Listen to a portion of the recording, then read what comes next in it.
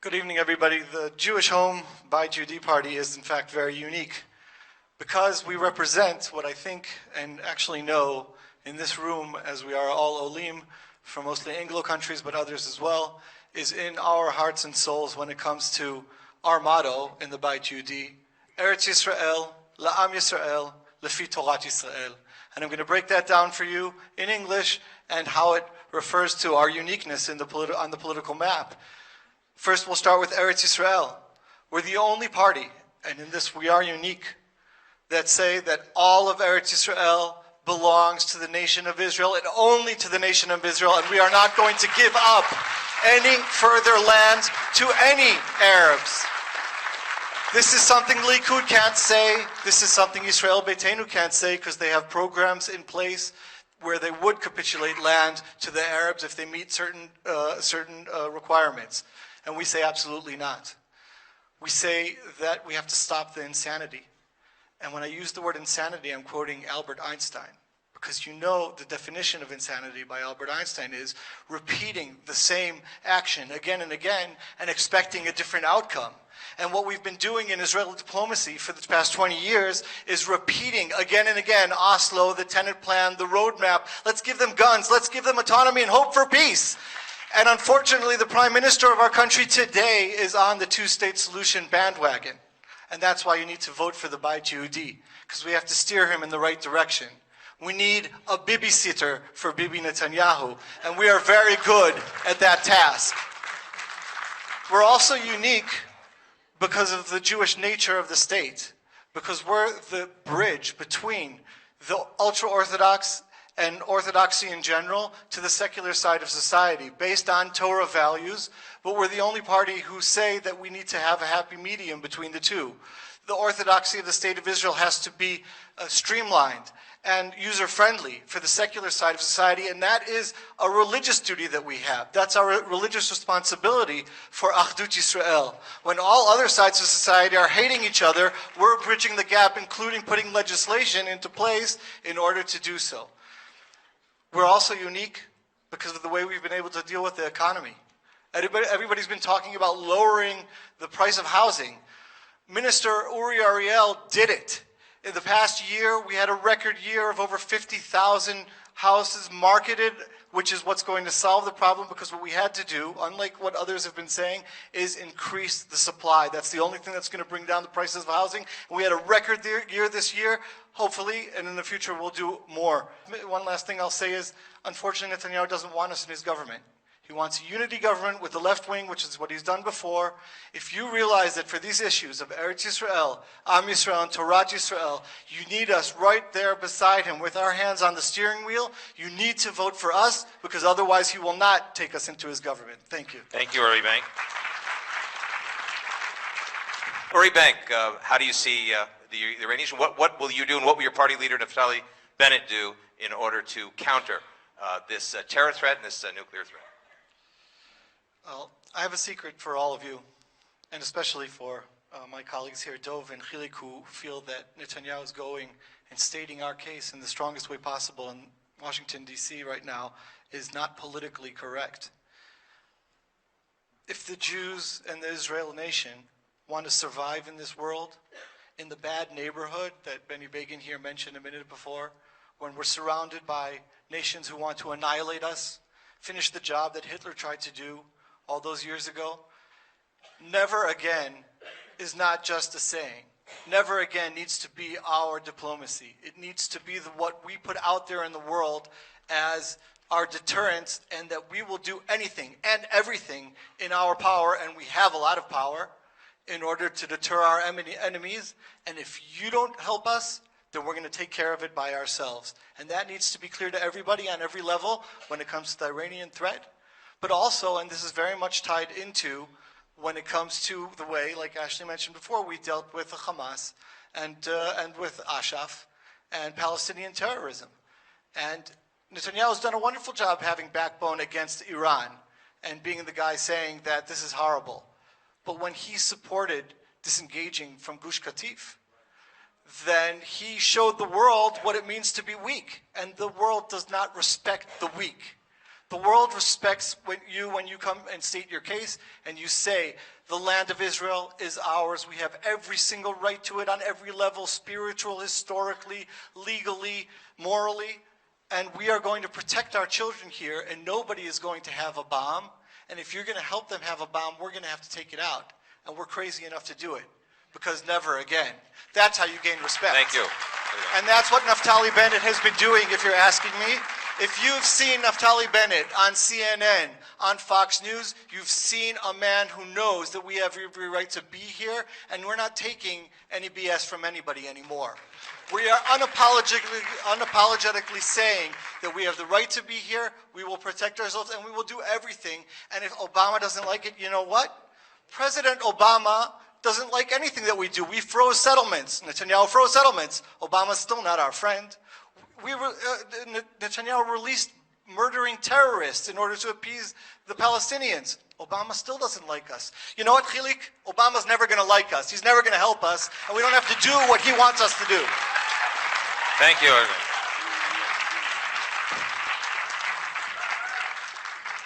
So, Uri Bank, taxation, housing. Look, we did it. I'm very proud to sit here today and tell you that we had a phenomenal term of only a year and 8 months, unfortunately, and it is too bad that we didn't have the whole full term to do the things that Naftali Bennett was able to do in the economy. I don't know if you know this, but he was the chairman of the governmental committee on lowering the price of living, and he did it. This year, produce has been brought down by 5% because he was able to identify and break up the monopolies, the agricultural cartel, and the cement monopoly. These are things that are bringing down the price of living because we know what we're doing when it comes to economy as well. And I mentioned before, and Benny just repeated, we've had a record year. The last time that anybody built anything close to, or marketed anything close to the amount of housing that Uri Ariel did in this past year was more than 20 years ago, when Ariel Sharon was the Minister of Housing, building like crazy in the early 90s in order to bring in the Russian Aliyah. This has been a record year. We need at least 40,000 houses a year to stay with the demand. And there's only been like 30,000 each year, so there's a tremendous deficit. Uri Ariel, unlike Yair Lapid, who came in with, I'm sorry, a foolish plan. And it's not me saying it's foolish. The economists in this country said that giving free VAT for young couples is only going to increase the demand. And you increase the demand when there's not enough supply. That raises prices. So essentially what Yair Lapid committed suicide on and brought us to these elections is on a crazy plan that doesn't make sense from an economic standpoint. Uri Ariel got it right, and that's what comes out of the comptroller's plan as well right now. We marketed like crazy, and if you give us another term, and hopefully he will be the housing minister, we'll keep doing more of the same, more of the good stuff we've done for the economy of the state of Israel. Then Uri Bank, where do you stand? Where do you stand on red lines? Well, I think the red lines with the Bayit Yehudi are pretty clear, and I stated them before. We absolutely, unlike any of these other parties, will not capitulate any further land to Palestinians or any other Arab entity. And once again, the Likud is not headed, unfortunately, by my good friend Benny Begin. You know, Benny, I love you, but Prime Minister Netanyahu, it doesn't even agree with you. I mean, he is going to negotiations and says he's going to do it again and again, and he's for the two-state solution. And he's willing to pay prices, crazy prices, where they make preconditions on building freezes and releasing terrorists. Our Prime Minister Netanyahu is willing to pay those prices for these crazy plans. There has to be a paradigm shift here, and the Prime Minister is not contributing to this. And the paradigm shift is what Naftali Bennett's starting to talk about, and telling the world and telling ourselves here in Israel that if we want to bring stability to the region, we have to start talking about annexing Yehuda and Shomron. There's a consensus in Israel today, including the left wing, who know that there are already 400,000 settlers in Yehuda and Shomron. They're not going away, and we are never going to do again what was done to the settlers of Gush Katif and northern Shomron. Therefore, we want to bring stability. We are going to start annexing parts of or all of Yehuda and Shomron, of Area C of Yehuda and Shomron. That will bring in all of the settlers, all of the mityashvim into Israel, just like we annexed East Jerusalem and the Golan, and that will bring in roughly 60,000 Palestinians who can have the right to vote for the Knesset. It won't change our democracy. They might get one more seat in the Knesset, and that will bring tremendous stability and stick to our red lines of no more of this foolishness. Nobody is going to have guns in this country between the Jordan River and the Mediterranean Sea besides Tzahal. Thanks. And nobody is going to police a police force here except for Mishteret Yisrael. Thank you, Uri Bank. Uri Bank, religion and state. We're the Zionist religious party, and historic leader of the Mafdal, one of the forerunners of our current party, Yosef Burg, said that really when we say Zionist-religious, our historic responsibility is to be that hyphen between the two. And we're the best equipped to do that job, and that's what we've been doing for the past year and 8 months, streamlining the way that religious affairs are dealt out in this country, making marriage zones open so you can go to whichever rabbi you want to go to, putting in Zionist rabbis all over the country instead of ultra-Orthodox rabbis who have been a turnoff for secular sides of society, conversion being a more moderate take on things with the blessing of Rabbi Druckmann, who was shunned by the ultra-Orthodox world. He's a goy now, right? We're a Bayit Shel Goyim, but nevertheless, this is the type of modern Orthodox liberal way of looking at the Jewish nature of the state, where we have to find the happy medium and the balance between the fact that it is a specifically Jewish state, like Ashley said at the beginning. There can be no separation of synagogue and state when it's the Jewish democratic state on one hand. On the other hand, it has to be open with the least amount of coercion as possible, and in the public sphere, yes, specifically Jewish, but in a way that secular Jews can feel good with their Judaism and not turned off by it. That's our historic job, and we're doing it. Thanks, Uri. Okay, Uri Bank, final statement to make it as quick as we can, 30 seconds. When you hear Netanyahu say in the press right now that he wants to be with us in the government and doesn't want a unity government, don't believe him. We've been here before. In 2009, he promised the National Union that if they recommend him to the president, he will have them in his government. Do you remember Ketzaleh and Uri Ariel in that government? No, we were left out in the opposition. So what he says before elections doesn't necessarily hold true after the elections.